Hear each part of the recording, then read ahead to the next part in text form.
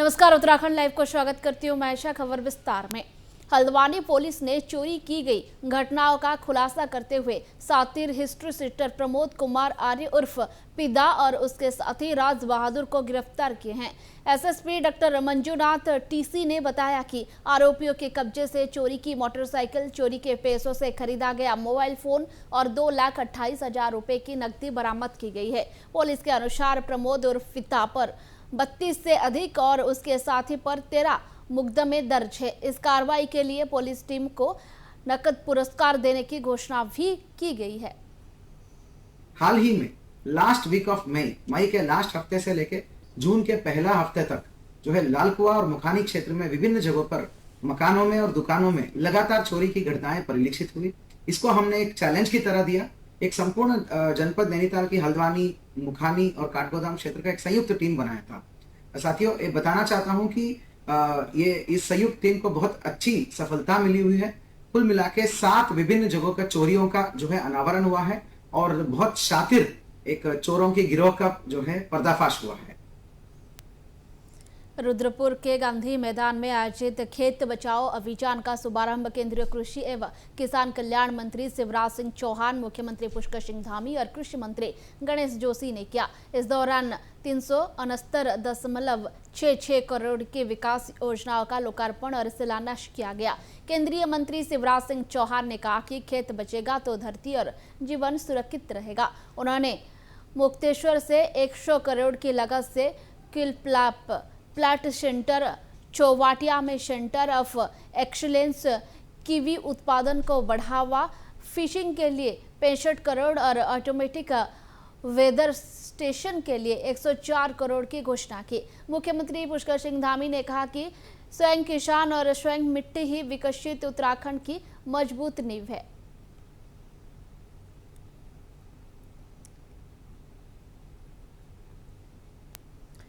केंद्रीय कृषि एवं किसान कल्याण मंत्री शिवराज सिंह चौहान ने पंतनगर स्थित गोविंद वल्लभ पंत कृषि एवं प्रौद्योगिक विश्वविद्यालय में छात्र छात्राओं के साथ खेत में धान की रोपाई की। उन्होंने कहा कि खेती केवल किताबों से नहीं बल्कि खेत में उतरकर सीखी जाती है। उन्होंने यह भी कहा कि कृषि मंत्रालय केवल दफ्तरों से नहीं बल्कि खेतों से चलता है, इसलिए किसान और खेती से सीधा जवाब बेहद जरूरी है। शिवराज सिंह चौहान ने खेत बचाओ अभियान में भाग लेते हुए पौधारोपण भी किए और कृषि अनुसंधान, नवाचार तथा किसानों की समृद्धि पर जोर दिया।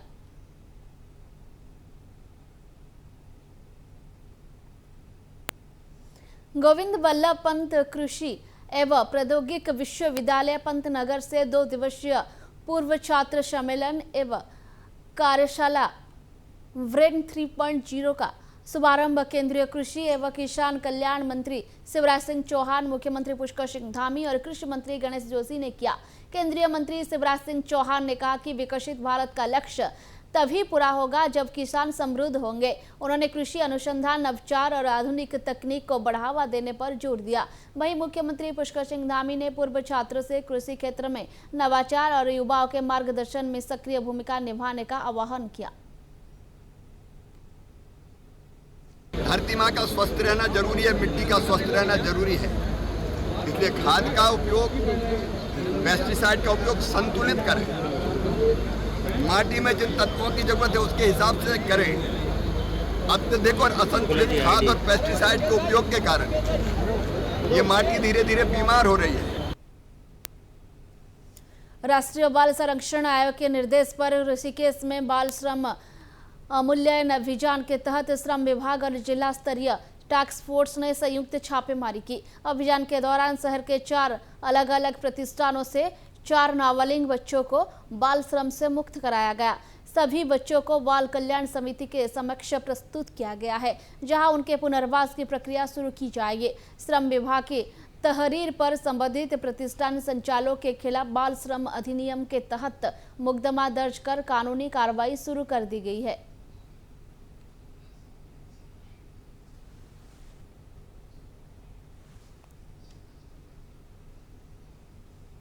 के दिशा निर्देशन में संयुक्त टीम का अभियान चलाया गया ऋषिकेश क्षेत्र अंतर्गत। तो यहाँ से 4 बाल एवं किशोर श्रमिक कार्य करते हुए संस्थान पे पाए गए। जिनको कि हमने यहाँ मुकदमा दर्ज कराया है और आगे वैधानिक कार्रवाई जो भी है नियमानुसार की जाएगी। इसमें एक जो प्रतिष्ठान है messrs Bajrang bakers and sweets, ये है आपका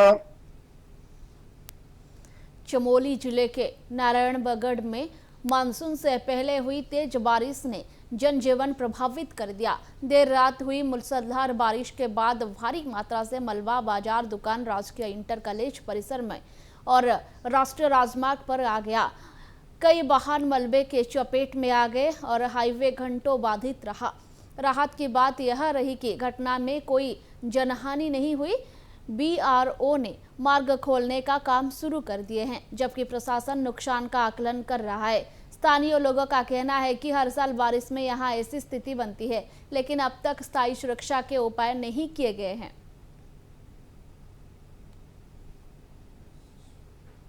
इस मानसून सत्र की पहली बारिश आई, उससे अतिवृष्टि जो कल रात एक अतिवृष्टि हुई और हमारे जो नारायणगढ़ मुख्य बाजार है हॉस्पिटल के बगल में एक बड़ा नाला आने के कारण काफ़ी दुकानों में मलबा घुसा।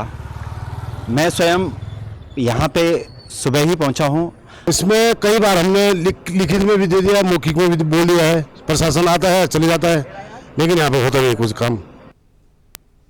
कानपुर के पूर्व विधायक कुंवर प्रणव सिंह चौंपियन की कथित आपत्तिजनक टिप्पणी को लेकर सियासी प्रतिक्रियाएं तेज हो गई है। वरिष्ठ भाजपा नेता सुबोध राकेश ने इन मामले में नाराजगी जताते हुए कहा कि दलित समाज के खिलाफ अभद्र भाषा का प्रयोग बेहद दुर्भाग्यपूर्ण है। उन्होंने लक्ष्य कोतवाली में दर्ज मुकदमे को उचित बताते हुए कहा कि ऐसे मामलों में कानून के अनुसार सख्त कार्रवाई होनी चाहिए। सुबोध राकेश ने कहा कि इस मुद्दे पर उन्होंने हरिद्वार के SSP से बात भी की है और दोषी के खिलाफ कड़ी कार्रवाई की मांग की है। जो प्रणव सिंह चैंपियन के माध्यम से एक वीडियो वायरल, जो उन्होंने एक बदतमीजी और गलत शब्दों का इस्तेमाल हमारे समाज के लिए करने का काम किया है, मैं निश्चित रूप से उसकी घोर भर्त्सना करता हूं और बताना चाहता हूं प्रणव सिंह को कि वो राजघराने और वो राजाओं के टाइम अब निकल चुके हैं। अब संविधान के माध्यम से राजा तय होते हैं, वोट के माध्यम से राजा तय जनता करती है। रुड़की के गगननहर कोतवाली क्षेत्र स्थित पनियाला गांव में बच्चा चोरी के शक में एक युवक के साथ मारपीट का मामला सामने आया है। ग्रामीणों ने युवक को पकड़कर पेड़ से बांध दिया, जिसका वीडियो सोशल मीडिया पर वायरल हो रहा है। सूचना मिलने पर पुलिस मौके पर पहुंची और युवक को ग्रामीणों के कब्जे से छुटकाकर अपने साथ ले गई। प्रारंभिक जांच में युवक मानसिक रूप से अस्वस्थ पाया गया। पुलिस पूरे मामले की जांच कर रही है और वायरल वीडियो के आधार पर आवश्यक कार्रवाई की बात कर रही है।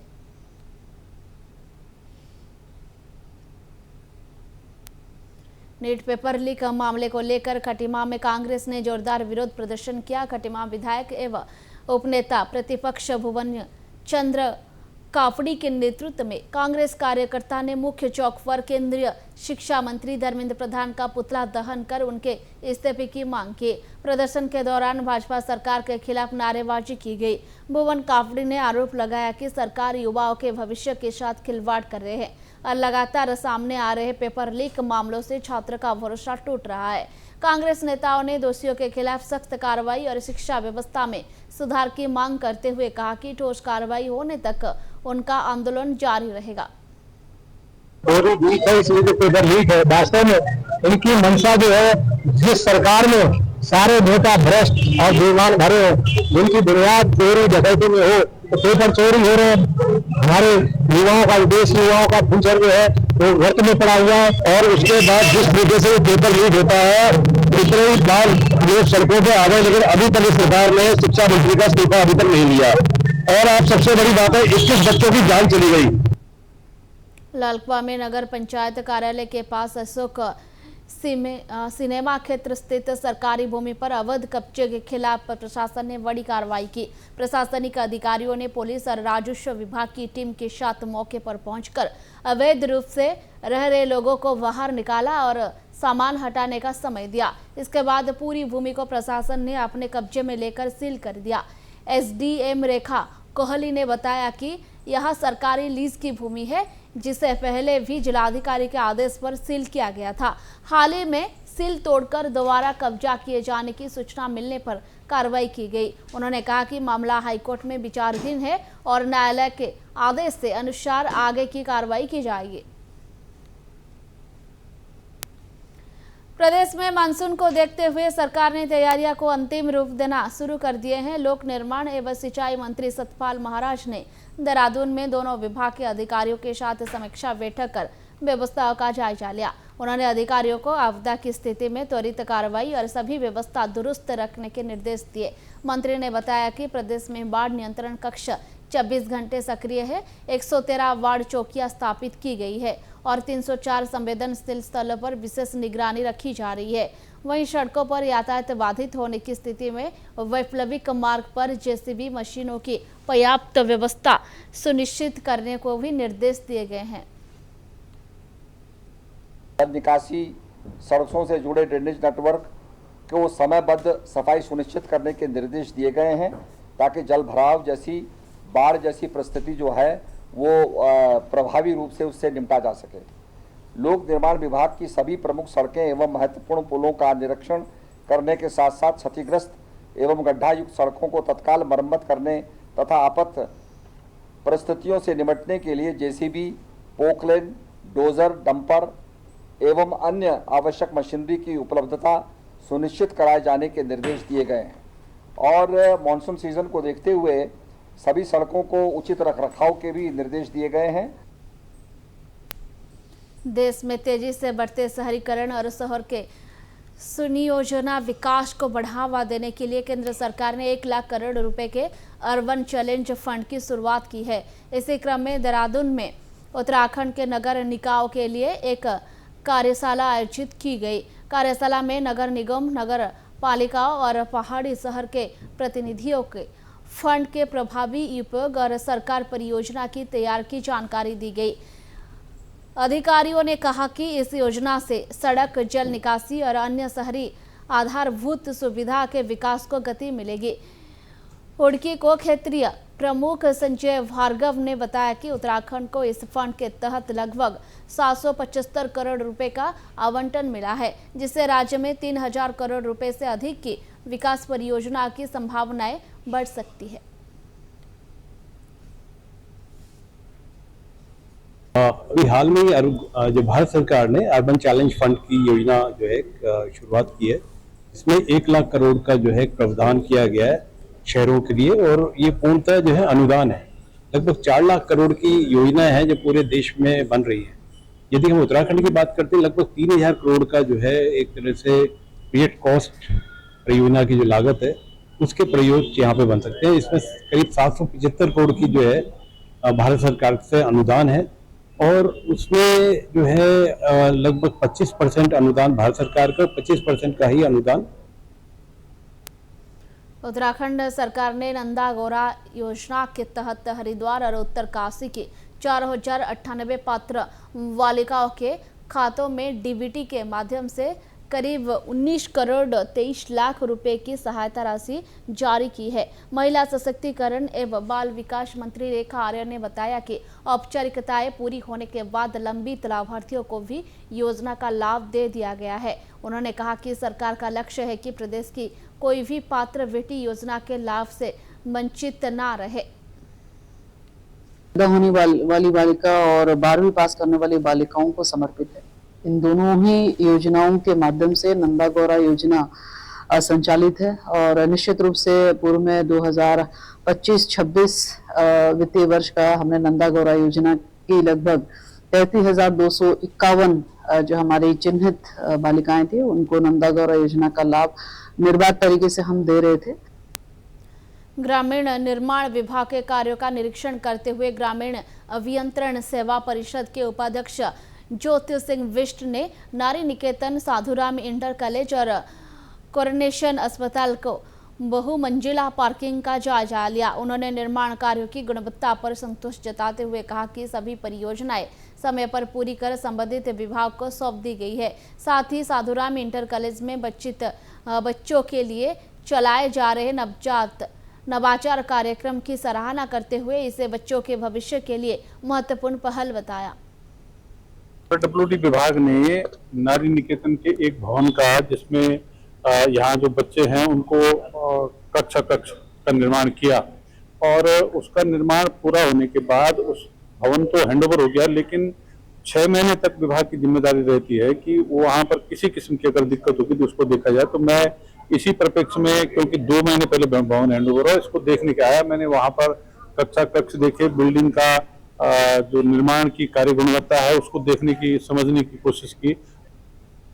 मानसून सीजन को देखते हुए राज्य सरकार ने तैयारियां तेज कर दी है और मुख्यमंत्री ने अधिकारियों के साथ समीक्षा बैठक कर आवश्यक निर्देश दिए हैं। भाजपा प्रदेश मीडिया प्रभारी मनबीर चौहान ने कहा कि उत्तराखंड की भौगोलिक परिस्थितियों को देखते हुए सरकार ने पूर्व मानसून योजना बढ़ाई है ताकि राशन, सड़क और राहत व्यवस्था प्रभावित न हो। उन्होंने विपक्ष पर आरोप लगाया कि वह तैयारियों को लेकर भ्रामक माहौल बनाकर लोगों में डर पैदा करने की कोशिश कर रहे हैं, जबकि सरकार और प्रशासन पूरी तरह सतर्क है।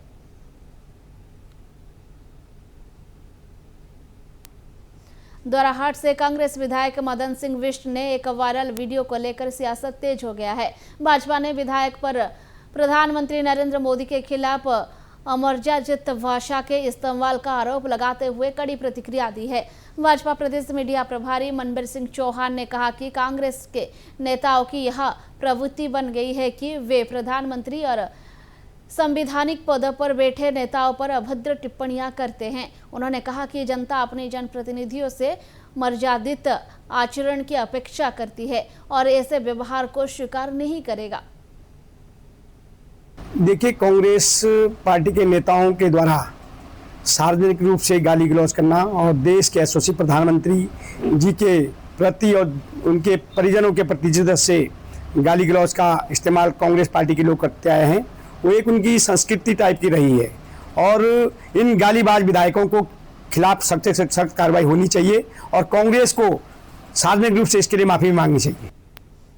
उत्तराखंड में अगले कुछ दिनों तक मौसम का मिजाज बदल रहेगा। मौसम विभाग ने 1 जुलाई तक अधिकांश पर्वतीय जिलों में हल्की से मध्यम बारिश और गरज चमक की संभावना जताई है। मौसम वैज्ञानिक रोहित थपलियाल ने बताया कि 29 और 30 जून को पिथौरागढ़ और बागेश्वर जिलों में भारी बारिश का अलर्ट जारी किया गया है। विभाग ने लोगों से खराब मौसम के दौरान सतर्क रहने और पर्वतीय क्षेत्र में यात्रा के समय विशेष सावधानी बरतने की अपील की है।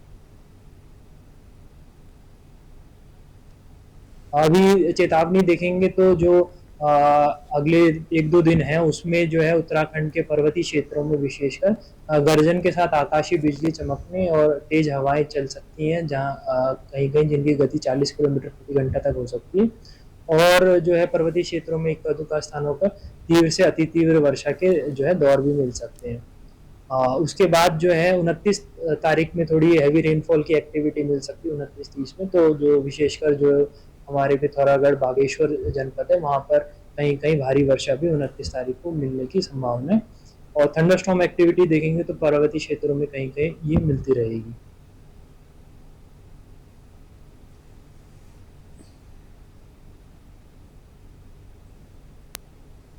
उत्तराखंड लाइव को यहीं रखती हूँ। नमस्कार।